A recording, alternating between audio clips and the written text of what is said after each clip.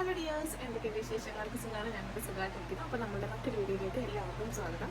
ഇന്നത്തെ വീഡിയോയിൽ ഞാൻ പറയാനായിട്ട് ഉദ്ദേശിക്കുന്നത്, ഫസ്റ്റ് ഒരു വീഡിയോ ഞാൻ ഇട്ടിരുന്നല്ലോ, ഫസ്റ്റ് ട്രൈമസ്റ്റർ, അതുപോലെ സെക്കൻഡ് ട്രൈമസ്റ്ററാണ് ഞാനിപ്പോൾ പറയാൻ പോകുന്നത്, എൻ്റെ സെക്കൻഡ്. അപ്പോൾ ഒരു 14 തൊട്ട് 26 ആഴ്ച വരെയാണ് നമ്മൾ സെക്കൻഡ് ട്രൈമസ്റ്ററായിട്ട് കണക്കാക്കുന്നത്. ആ ഒരു ടൈമിൽ ഞാൻ നാട്ടിലായിരുന്നു. ഞാൻ ദുബൈയിൽ നിന്ന് നാട്ടിലോട്ട് വന്നു. കാരണം ദുബൈയിലെ ഹോസ്പിറ്റലിൽ എന്തായാലും ഡെലിവറി നോക്കുന്നില്ലെന്നായിരുന്നു. അപ്പോൾ പിന്നെ മാക്സിമം പെട്ടെന്ന് നാട്ടിലോട്ട് വന്നിട്ട് ഇവിടുത്തെ ഏതെങ്കിലും ഒരു ഹോസ്പിറ്റലിൽ കാണിച്ചു. അതാണ് കുറച്ചുകൂടി ബെറ്റർ എന്ന് തോന്നി. അതുകൊണ്ട് നമ്മൾ നാട്ടിലോട്ട് വന്നു. ഇവിടെ വന്നിട്ട് നമ്മൾ ആദ്യം വിചാരിച്ചത് ഒരു പ്രൈവറ്റ് ഹോസ്പിറ്റലിൽ കാണിക്കാമെന്നാണ്. പക്ഷെങ്കിൽ ഇങ്ങനെ ആലോചിച്ച് പിന്നെയും ഗവൺമെൻറ് ഹോസ്പിറ്റലിലോട്ട് തന്നെ നമ്മൾ പ്രിഫർ ചെയ്തു. കാരണം എനിക്ക് ഭയങ്കര ആഗ്രഹമാണ് നോർമൽ ഡെലിവറി വേണം. അപ്പം എനിക്കറിയില്ല നടക്കില്ല, സ്റ്റിൽ ഞാൻ പ്രഗ്നൻ്റ് ആണ്. അപ്പം ഡെലിവറി ഒക്കെ കഴിഞ്ഞതിന് ശേഷം ഞാൻ എന്തായാലും ഈ വീഡിയോസൊക്കെ അപ്ലോഡ് ചെയ്യത്തുള്ളൂ. പക്ഷേങ്കിൽ അങ്ങനെ ഇപ്പോൾ ഒരു ഇപ്പം എന്നെ കാണിക്കണം എന്ന് വിചാരിച്ച ആ ഒരു പ്രൈവറ്റ് ഹോസ്പിറ്റലിൽ കൂടുതലും സിസേറിയനാണ് നടക്കുന്നത്. അപ്പോൾ എനിക്ക് ഭയങ്കരമായിട്ട് പേടി. കാരണം കുഴപ്പമൊന്നും ഇല്ലാതെ അവർ എങ്ങാനും എൻ്റെ മനസ്സിൻ്റെ ആണെന്ന് അറിയില്ല, എങ്ങാനും അവർ സിസേറിയനെ പ്രിഫർ ചെയ്താൽ എന്ത് ചെയ്യും എന്ന്. ഗവൺമെൻറ് ഹോസ്പിറ്റലാണെങ്കിൽ മാക്സിമം അവർ ട്രൈ ചെയ്യുമല്ലോ, നോർമലിന് വേണ്ടിയിട്ട് അവർ ട്രൈ ചെയ്യുമല്ലോ എന്ന് എൻ്റെ വിശ്വാസം. അതുകൊണ്ട് ഞാൻ നമ്മുടെ ഇവിടുത്തെ ഗവൺമെൻറ് ആശുപത്രിയിൽ കാണിക്കാൻ നമ്മൾ തീരുമാനിച്ചു. അങ്ങനെ ഗവൺമെൻറ് ഒരു ഡോക്ടറിൻ്റെ പേര് നമുക്ക് ഇങ്ങനെ അന്വേഷിച്ചൊക്കെ കിട്ടി. അങ്ങനെ ആ ഒരു ഡോക്ടറിനെ കാണാനായിട്ട് പോയി. അങ്ങനെ നമ്മൾ ഗവൺമെൻറ് ഹോസ്പിറ്റലിൽ കാണിക്കാൻ തീരുമാനിച്ചു. അത് കഴിഞ്ഞിട്ട് ഫസ്റ്റ് അവർ എൻ്റെ ദുബൈയിലുള്ള മെഡിക്കൽ റിപ്പോർട്ടും കാര്യങ്ങളെല്ലാം നോക്കി. അപ്പം തേർഡ് മന്ത് സ്കാനിങ് അവിടെ ചെയ്തിരുന്നല്ലോ. അപ്പോൾ ഇനി 5th മന്ത് സ്കാനിങ് ആണ് ഉള്ളത്. അപ്പോൾ ആ 3rd മന്തിൽ കാര്യങ്ങളൊക്കെ അവർ നോക്കി, എല്ലാ കാര്യങ്ങളും നോക്കി. എന്നിട്ട് ഫോളിക് ആസിഡും പിന്നെ അയണും കാൽസ്യമൊക്കെ ടാബ്ലറ്റ്സ് തന്നു. പിന്നെ എനിക്ക് ഷുഗർ ഉണ്ടായിരുന്നു. അപ്പം അവിടെ വെച്ച് ദുബൈ വെച്ച് ടെസ്റ്റ് ചെയ്തപ്പോൾ ഷുഗറിൻ്റെ കാര്യം പറഞ്ഞായിരുന്നു. അപ്പോൾ ഷുഗറിനുള്ള ടാബ്ലറ്റ്സ് ഞാൻ കഴിക്കുന്നുണ്ടായിരുന്നു. അത് കഴിഞ്ഞിട്ട് തൈറോയിഡ് എനിക്കില്ല. അപ്പോൾ അത് വെള്ളം ഉണ്ടാവാൻ കൊണ്ടുള്ള ടാബ്ലറ്റ് കഴിക്കുന്നുണ്ട്. അപ്പം ഇത് രണ്ടും കണ്ടിന്യൂ ചെയ്തോളാൻ പറഞ്ഞു. അതിൻ്റെ കൂടെ കാൽസ്യവും അയണും ഫോളിക് ആസിഡും കൂടെ കണ്ടിന്യൂ ചെയ്തോളാൻ പറഞ്ഞു. അത്രയേ ഉള്ളൂ, മെഡിക്കൽ അത്രയേ ഉള്ളൂ. പിന്നെ എന്നോട് ഒരു സ്കാനിങ് കാര്യങ്ങളൊന്നും പറഞ്ഞില്ല. പിന്നെ ഫുഡിൻ്റെ കാര്യം പറഞ്ഞിരുന്നു, നന്നായിട്ട് വെള്ളം കുടിക്കണമെന്ന് പറഞ്ഞു.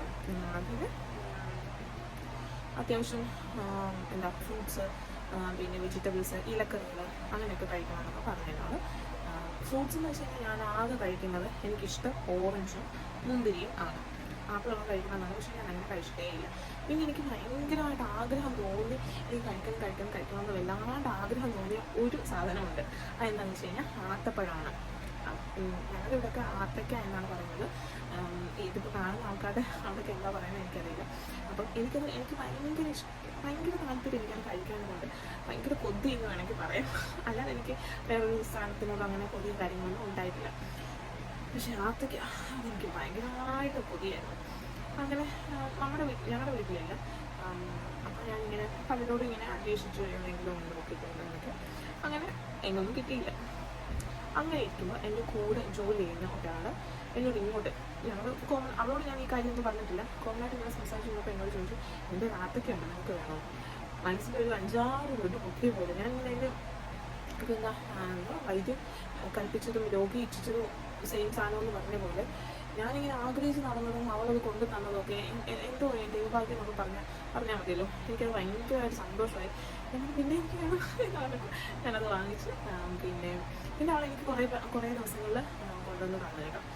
എനിക്ക് ഭയങ്കര സന്തോഷം, എനിക്ക് ഭയങ്കര കൊതിയായിരുന്നു പിന്നെ കൊണ്ട്. അങ്ങനെ ആ ഒരു ആഗ്രഹം സാധിച്ചു. അല്ലാതെ എനിക്ക് ചിലരൊക്കെ ഉണ്ടല്ലോ മസാല ദോശ, മാങ്ങ അങ്ങനെയൊക്കെ ഉണ്ടല്ലോ, എനിക്കങ്ങനെയൊന്നും ഇല്ലായിരുന്നു. ആകെ എനിക്ക് തോന്നിയത് ആത്തയ്ക്ക കഴിക്കാനൊക്കെ ഉണ്ടായിരുന്നു. അത് സാധിച്ചു.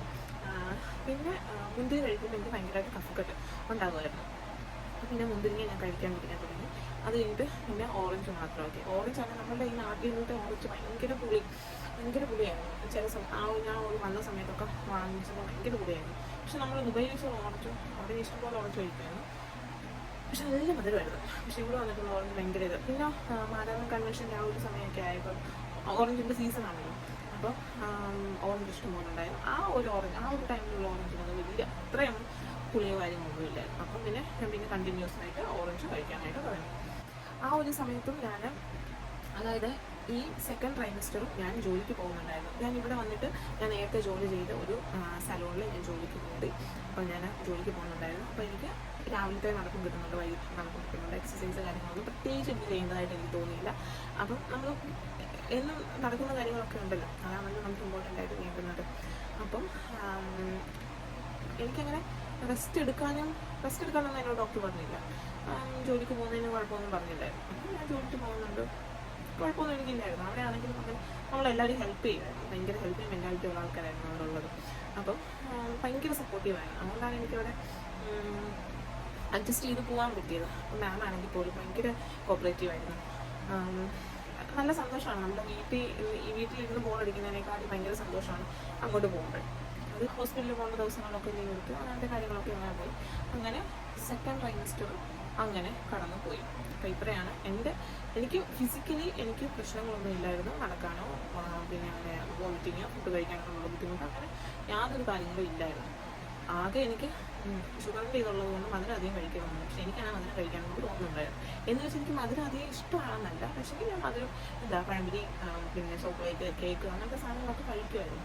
എൻ്റെ സെക്കൻഡ് ട്രൈമസ്റ്ററിലാണ് എൻ്റെ ബർത്ത്ഡേ. അപ്പം കേക്കൊക്കെ ഞാൻ നന്നായിട്ട് കഴിച്ചു. പിന്നെ അത്രയൊക്കെ ഉള്ളൂ. അങ്ങനെ എനിക്ക് ഫിസിക്കലി അങ്ങനെ എനിക്ക് വലിയ ബുദ്ധിമുട്ടോ ക്ഷീണമോ കാര്യങ്ങളോ ഒന്നും ഇല്ലായിരുന്നു. നല്ല രീതിയിൽ തന്നെ സെക്കൻഡ് ട്രൈമസ്റ്ററും നടന്നുപോയി. അപ്പോൾ ഇത്രയാണ് എൻ്റെ സെക്കൻഡ് ട്രൈമസ്റ്റർ നടന്നത്. അപ്പോൾ ഇത്രയേ ഉള്ളൂ ഇന്നത്തെ വീഡിയോ. തേർഡ് ട്രൈമസ്റ്റർ എന്താണ് സംഭവിച്ചത് എന്നുള്ളത് ഞാൻ പിന്നീടുള്ള വീഡിയോയിൽ പറയാം. ഇത്രയേ ഉള്ളൂ. Thank you, by.